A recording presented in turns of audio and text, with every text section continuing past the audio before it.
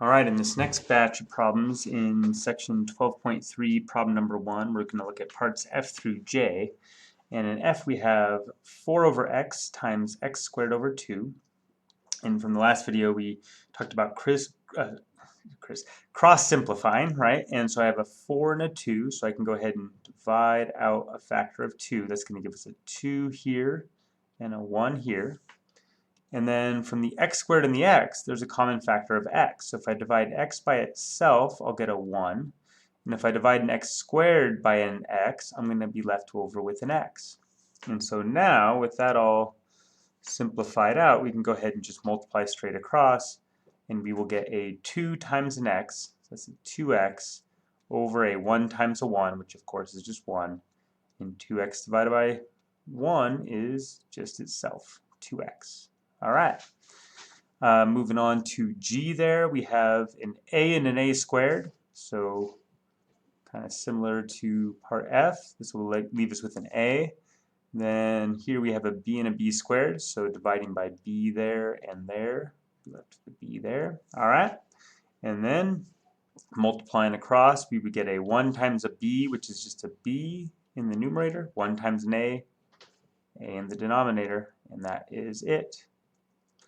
All right, for H, it's a division problem. So as we said in the last video, right, we are going to flip the the thing we're dividing by, and then turn it into a multiplication. So it'd be 1 over a squared plus b squared, just taking this thing's reciprocal, and the 1 over a out here remains the same.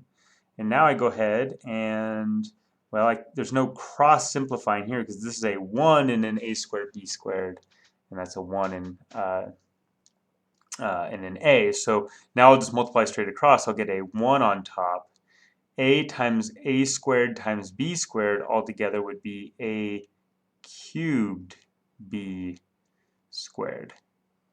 And so that would do it for part H. For I, we got u squared over v cubed divided by u over v. So with a division problem, we'll convert that to a multiplication by multiplying by the reciprocal here, and then this u squared over v cubed stays the same.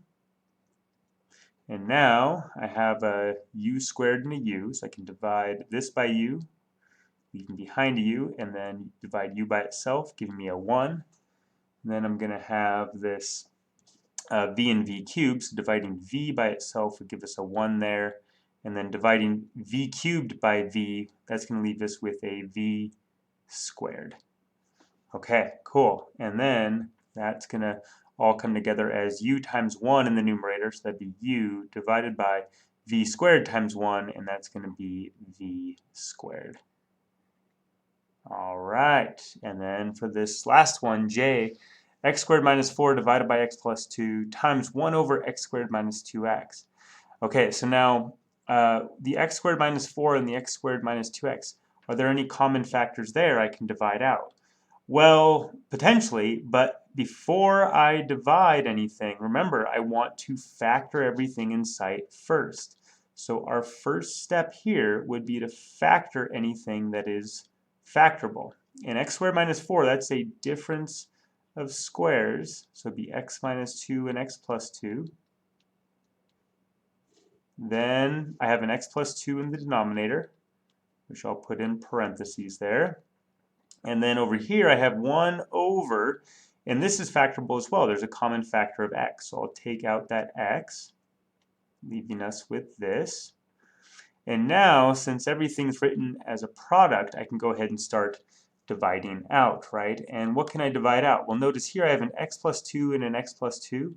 So this and this will divide out to give me a 1 over 1.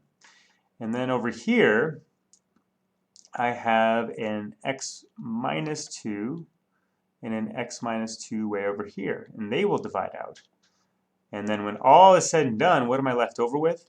Well, just a 1 in the numerator and an x in the denominator, so that simplifies all the way down to just 1 over x. All right, that's going to do it for this video.